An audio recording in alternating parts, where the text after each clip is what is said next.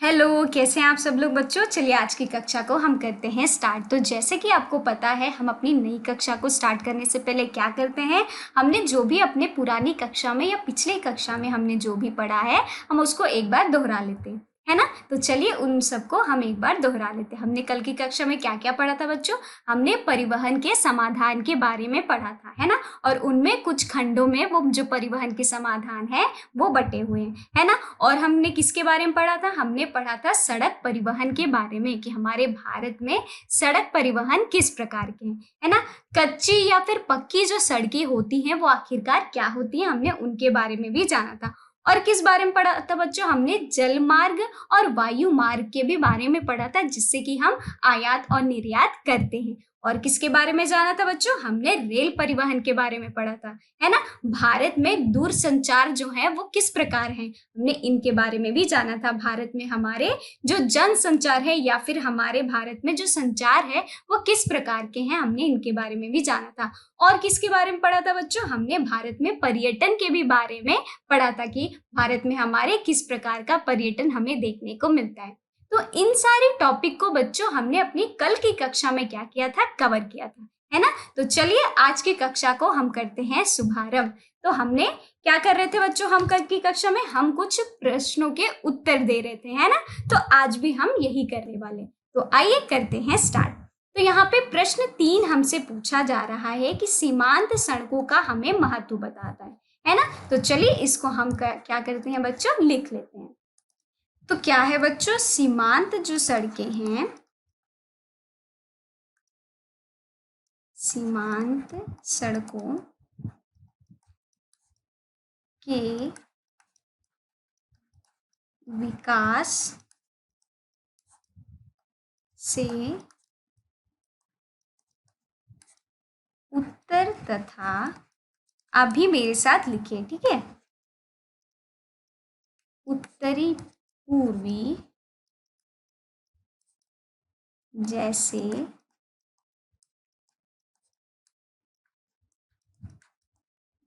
दुर्गम क्षेत्रों में अभिगम्यता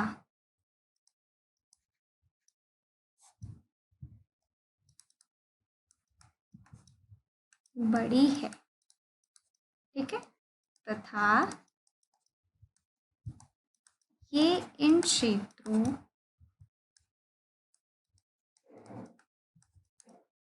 के आर्थिक विकास में भी सहायक है, ठीक है।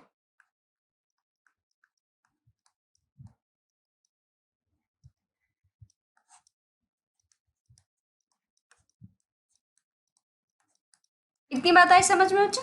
तो सीमांत सड़कों के विकास से हमें उत्तर तथा उत्तरी जो पूर्व जैसे जो दुर्गम क्षेत्र हैं उनमें अभिगम्यता जो बढ़ती हुई देखने को मिल रही है, तथा इन क्षेत्रों के आर्थिक विकास में भी ये क्या कर रही है बच्चों, सहायता प्रदान कर रही है। आई बात समझ में। तो चलिए अब हम देखते हैं अपना चौथा प्रश्न, क्या है वो, व्यापार से आप क्या समझते हैं। स्थानीय व अंतरराष्ट्रीय व्यापार में आपको अंतर बताना है, ठीक है। तो आइए हम करते हैं उसका उत्तर। राज्यों व देशों में व्यक्तियों के वस्तुओं का आदान प्रदान क्या कहलाता है बच्चों, व्यापार, व्यापार कहलाता है ना। हमने अपनी कल की कक्षा में पढ़ा था, है ना। तो अब हमारा दूसरा जो भाग पूछ रहा है, क्या पूछ रहा है वो, स्थानीय व अंतरराष्ट्रीय व्यापार में आपको अंतर बताना है। तो आइए पहले स्थानीय लिख लेते हैं।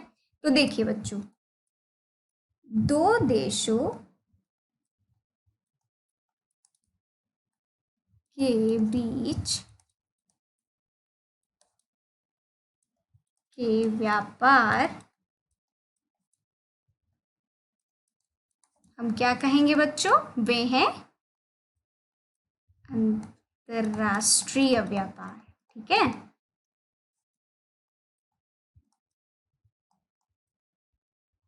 आई बात समझ में? अब हमारा स्थानीय व्यापार क्या होगा? चलिए लिख लेते हैं। जबकि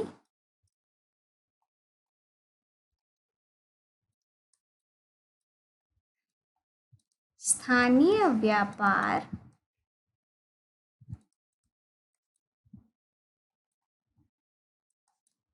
एक ही देशों के बीच भीतर शहरों, कस्बों तथा गांवों में होती है ना?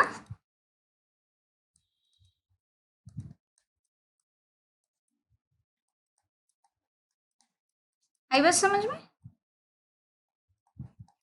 ठीक, तो ये हो गया हमारा इस प्रश्न का उत्तर। ठीक है, चलिए अब हम पांचवा प्रश्न करने वाले हैं, जो कि हमसे पूछ रहा है परिवहन तथा संचार के साधन किसी देश की जीवन रेखा तथा अर्थव्यवस्था क्यों कहे जाते हैं? तो आइए लिखते हैं हम इनका उत्तर। चलिए, तो परिवहन तथा संचार के साधन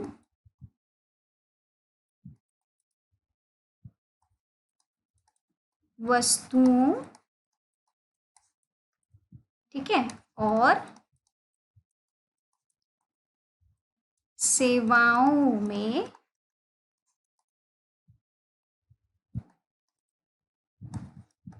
उत्पादन, ठीक है,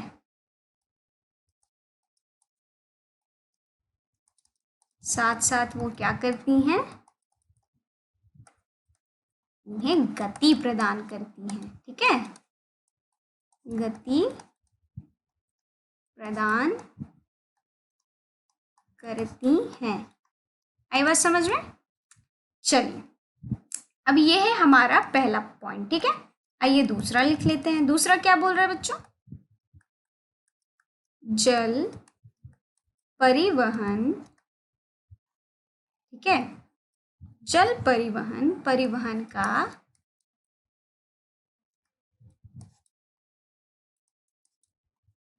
सबसे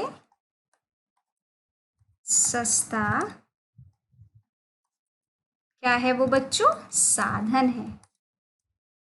ठीक है, तथा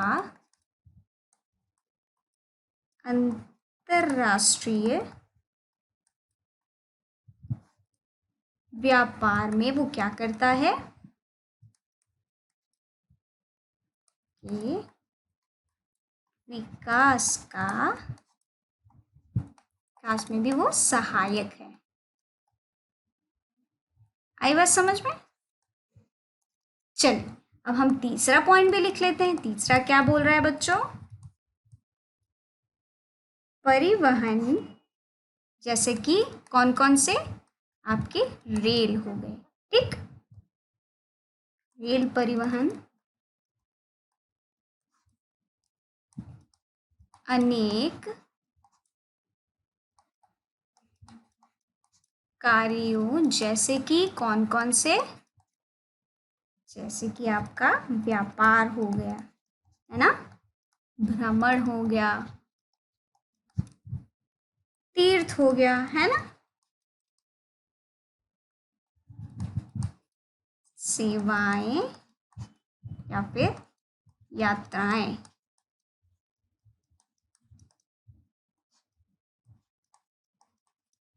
परिवहन में सहायक है ना? आई बात समझ में? चलिए, तो ये हमारा हो गया बच्चों 5वें प्रश्न का ये उत्तर हो गया। ठीक है, चलिए आगे बढ़ते हैं और देखते हैं हमारा छठा प्रश्न हमसे क्या पूछ रहा है। तो छठा प्रश्न पूछ रहा है, पिछले 15 वर्षों में अंतरराष्ट्रीय व्यापार की बदलती प्रवृत्ति का हमको उन पर एक लेख लिखना है। ठीक है, तो चलिए लिख लेते हैं। बच्चों, अंतरराष्ट्रीय व्यापार में अंतरराष्ट्रीय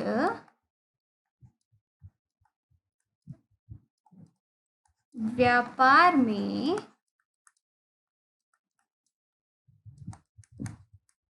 पिछले 15 वर्षों में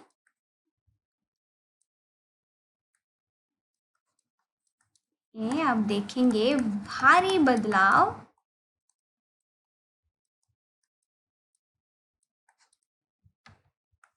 आया। ठीक, आपको कौन कौन से बदलाव है आइए जान लेते हैं। जैसे कि वस्तुओं, ठीक है, उनके आदान प्रदान में, आदान और प्रदान में उनकी अपेक्षा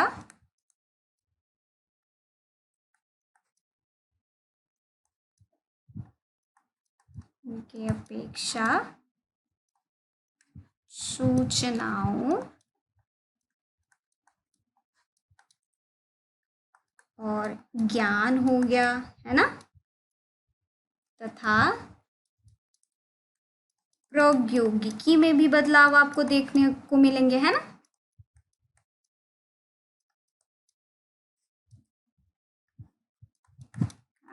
आदान प्रदान हमें देखने को मिलेगा। ठीक,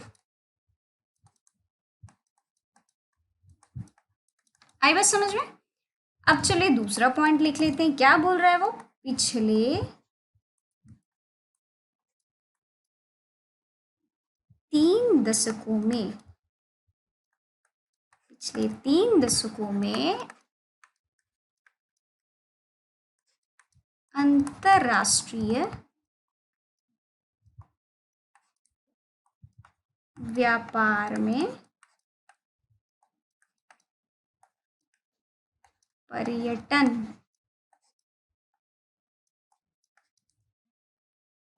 पर्यटन ने भी, ये छोड़िए इसको काट देते हैं, भी उनमें भी महत्वपूर्ण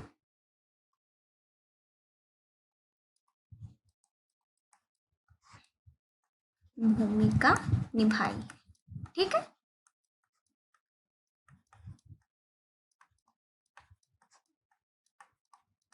ठीक, तो इन 15 वर्षों में बच्चों अंतरराष्ट्रीय हमारे व्यापार में बहुत ही ज्यादा हमें वृद्धि देखने को मिलेगी। ठीक है, उनमें प्रवृत्ति आपको देखने को मिलेगी, चाहे वो हमारे ज्ञान से लेके हो गया, प्रौद्योगिकी से लेके हो गया, या आदान प्रदान में चीजों की हो गया, ठीक है, वस्तुओं के, तो हर एक चीज में बढ़ोतरी हमें देखने को मिलेगी। ठीक, तो इसमें आपको क्या करना है, और कुछ बहुत सारे ऐसे पॉइंट्स हैं जो कि बहुत ही ज्यादा महत्वपूर्ण है, जिसको कि आपको इस आंसर में ऐड करना है। ठीक है, चलिए आगे बढ़ते हैं। अब हम क्या करेंगे बच्चों, जैसे कि आपको पता है कि हम जब हमारा अध्याय खत्म हो जाता है तो हम उन सारी चीजों को दोहराते हैं जो कि हमने सब पहले से ही अध्याय में पढ़ा है। ठीक है, तो चलिए दोहरा लेते हैं।